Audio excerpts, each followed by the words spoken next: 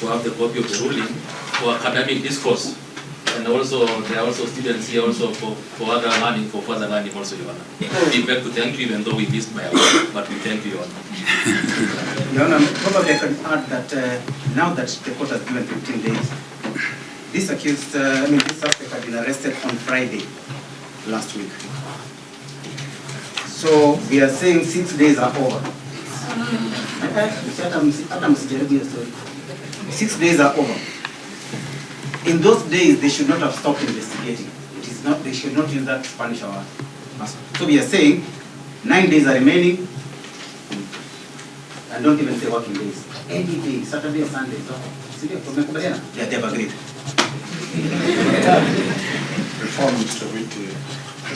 You said Friday was which date? That was 11.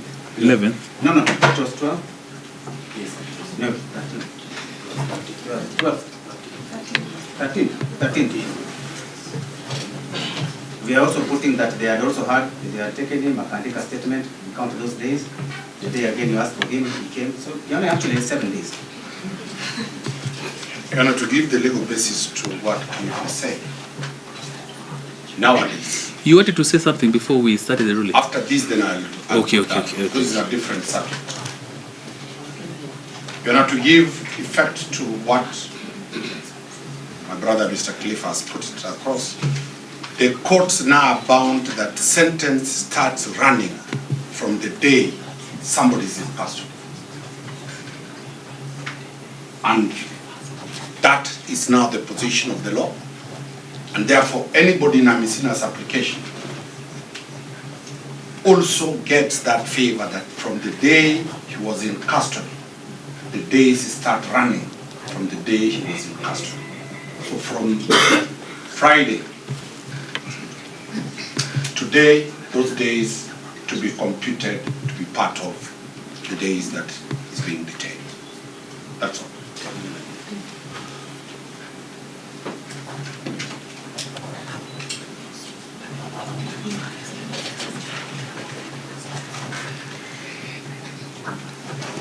Yes, thank you very much, Your Honor. I join my colleagues in appreciating the court's diligence and studious abilities. You've used very kind words for both counsels, so we return the favor.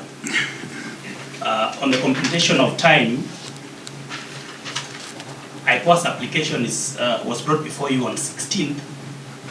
The approximation of 49% was in respect of the date of 16th. So the computation of time, which then the court has used because the court has relied on that benchmark of 49%, reasonably and logically, and because I'm a student of common sense and the law, and commonsensically starts counting from 16. According to us, the counting from 16, that would also be supported by the fact that the court gave its days in relation to the date of delivery of the ruling. So the most favorable counting, which would otherwise have been from today. Then the counsel also for the respondent, in reiterating that the respondent has the right to be admitted to bail or bond, also argued on the flip side that in the unlikely event the application is allowed, that the custodial orders should be limited. Mr. Ombeta, Lani counsel, also for the respondent, urged that the applicant have failed in the obligation to demonstrate compelling reason. He cited the Court of Appeal Authority of Michael Juma Oyamo and another versus Republic Criminal Appeal number 113 of 2018, where the court went at great length to define what amounts to compelling reason. In that matter, the Court of Appeal adopted the definition as follows. Open quote, the phrase of compelling reason will denote reasons that are forceful and convincing as to make the court feel strongly that the accused person should not be released on bond. Bail should not therefore be denied on flimsy grounds, but on real and cogent grounds that meet the high standards set by the Constitution. He enjoined that the respondent has cooperated with the investigation and that the affidavit does not enumerate the witnesses, and therefore the respondent cannot interfere with witnesses that he does not know. On witness interference, he cited the case of Republic versus Dwight Sagare and 4 others, criminal case number 61 of 2021. He also cited the case of Republic versus Richard David Alden, criminal case number 48 of 2016. He urged the court to invoke Article 19, 20, 22, 23, and 29 of the Constitution. He finally submitted that there have been no attempt by the respondent to abscond, and therefore he is not a flight risk. Juxtaposing the applicable test set herein above in this ruling as to whether the applicant has proved compelling reason, there are 4 broad reasons that have been advanced by the prosecution as compelling reasons. So I have distilled the first one to be flight risk, the second to be safety of the respondent and public order, the third one to be the seriousness of the offense, and lastly, interference with the investigation and witnesses. So on the first limp, on the seriousness of offense, it cannot be underscored the fact that the charges that the respondent is being investigated on is grave and weighty. The seriousness of offense in terms of the sentence likely to follow a conviction has been held repeatedly to be a consideration in exercising discretion. The seriousness of offense has a clear bearing which the court ought to bear in mind on the factors influence the mind of the accused or the respondent facing a charge in respect of the offense as to whether it could be a good thing to skip or not. And such a possibility is not out of question. It has happened before and in similar cases. So I've cited the case of Watoro versus Republic 1991, KLR 220. I will not wish to belabor into the propriety of this limb, basically because standing on its own, it cannot be a ground to denying bail or bond, but ought to be fortified and underpinned by other factors. That was stated in the case of Republic versus Zakaria Okoth Obado, 2018 EKR. Similar in the case of R versus Salim Said Nasoro and 2 others, High Court at Nairobi miscellaneous application number 350-26, where the court again held that the seriousness of the offense per se is not a basis for denying bail. Additionally, in the case of Republic versus Sabit, Mamor Deng and another, 2020 EKLR, I'll not cite it. Consequently, let me just cite it, okay. It's a short one. So additionally, in the case of Republic versus Sabit, Mamor Deng and another, 2020 EKLR, the Superior Court held, and I quote, however, in the current constitutional order, murder is an offense like any other for the purposes of bail pending trial, and therefore, a bail application in a murder case, as in any other case, has to be looked at from the prism of Article 49(1)(h) of the Constitution. And the key question that takes center stage is whether the accused will turn up for his trial if released on bond, end of quote. Consequently, in the premise, the fact only that the respondent will be likely to face serious charges is no reason to denying bond or bail. Courts have adopted innovative mechanisms and processes that ensure the accused person or respondent granted bail do not abscond. I'll go to the next limp on flight risk. Intertwined to the above is on the likelihood of the respondent absconding. The paramountcy when deciding the issue of bond or bail is whether the respondent will attend trial or whether there is a likelihood of absconding. It is the rule of thumb and compass that should guide courts. This has been held in a host of cases.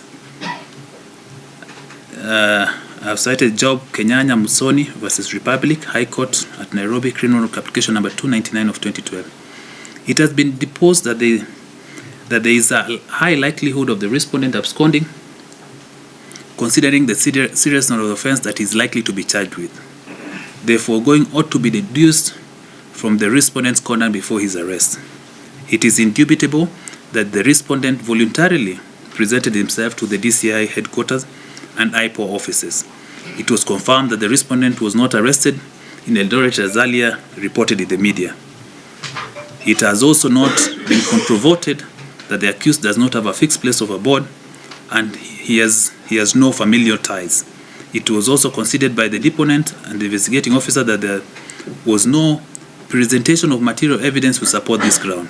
Thus, an evidential fact that the respondent did not take any step to flee the country or circumvent arrest. Real evidence is required to show that the accused is likely to go into hiding and is likely to abscond. No such evidence upon which an inference may be drawn that he will abscond was presented. For that reason, this ground is not sustainable and I reject it. On the third limp, on the safety of the respondent and public order, on this prong, the deponent has averred that the gruesome murder of the deceased has elicited widespread anger and outrage, leading to demonstration which has been destructive, and therefore the safety and security of the respondent cannot be granted. Mr. Kiton, in opposing the application on this facet, has cited the case of Mercy Chebet, Supra, where Gikonyo J has strongly vocalized himself in no uncertain term that at this time and age, such grant cannot meet the threshold of compelling reasons. The judge goes further to correctly state that it is the duty of the state to provide safety and security to its citizens. This position find fortification in the case of Republic vs. Mjirwa, criminal case number E001 of 2024, where the same learned judge, Justice Gikonyo, that is, espoused, I open quote, this court's view is that the ground that the security of the accused is threatened by the members of the public or family of the deceased should never be encouraged as a ground for denial of bail, unless there is real evidence of actual threat, lest we should inadvertently promote or condone violence, disorder, and usurping of law by individuals or group of people. End of quote. Flowing from the foregoing authorities, I therefore find the argument that the respondent be detained for his own safety and security without real evidence to be succor is without legal and factual basis. In fact, to address the other tenant, I take judicial notice that demonstration and protest has been ongoing despite the fact that the respondent is in custody. On the last limb, on the interference with witnesses and investigation, the prosecution alleges likelihood of interference with prosecution witnesses and investigation. This is the most potent ground. Is the prosecution's allegation of likelihood of interference with prosecution witnesses as such amounts to an affront to the administration of justice, thus a justifiable reason to limit right to liberty. In also an often cited case of R versus Jackton Mayende and three others, it was stated, open quote, in all civilized systems of court, interference with witnesses is a highly potent ground on which the accused person may be refused bail.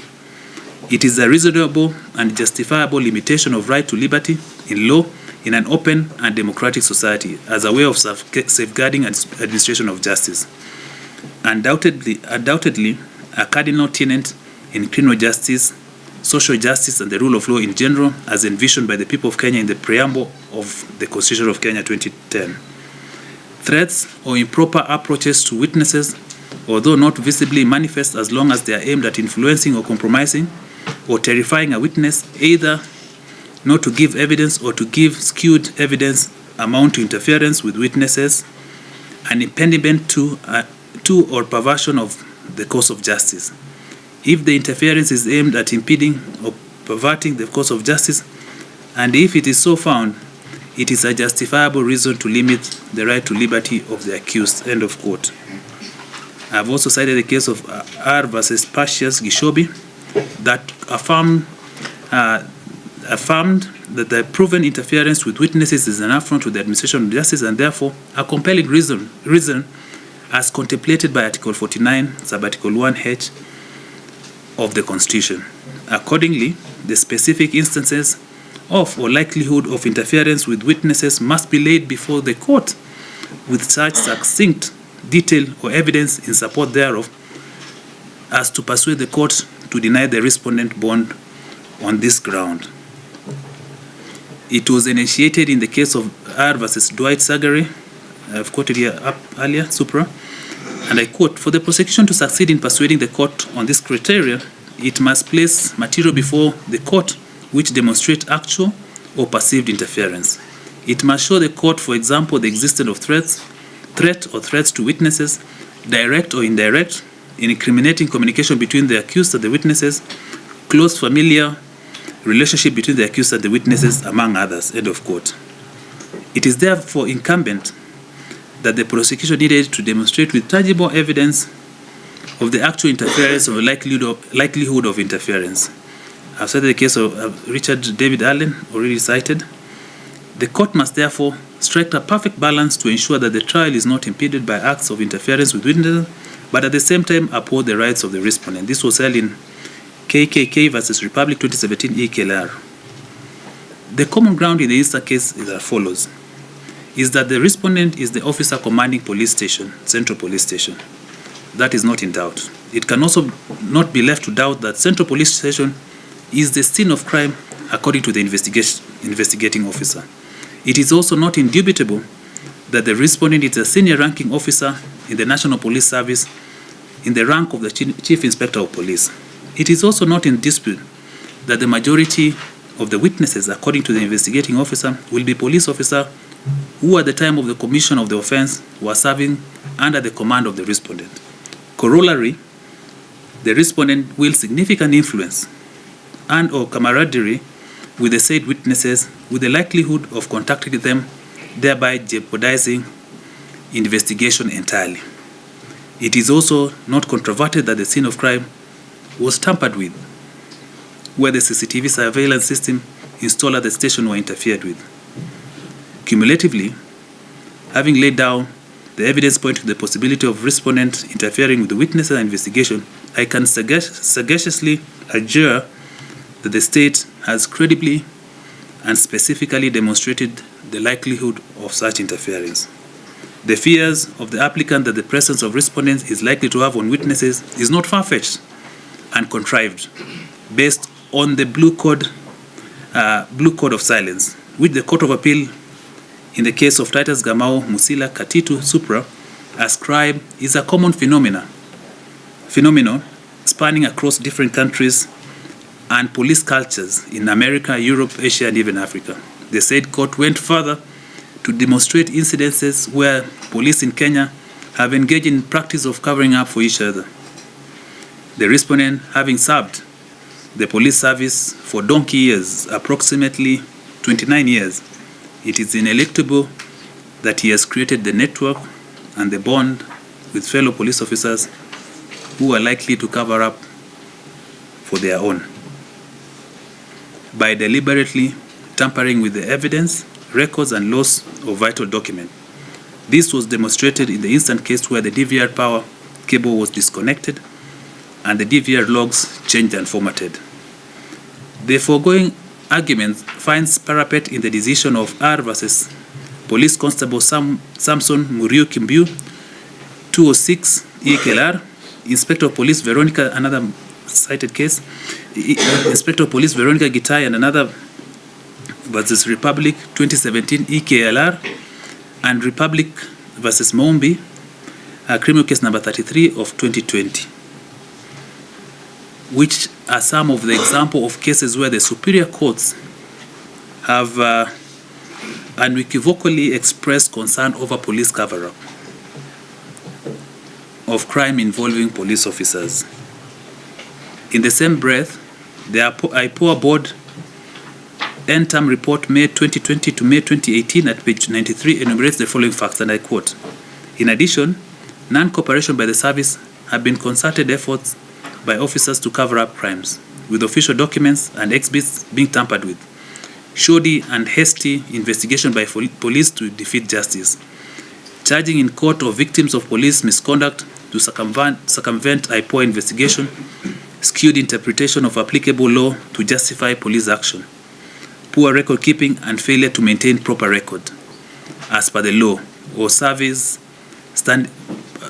maintain proper record as per the law or service standing orders, deliberate records tampering and loss of vital documents, manipulation of arms and ammunition movement register, and serialized and unsealed documents to circumvent justice cause," end of quote.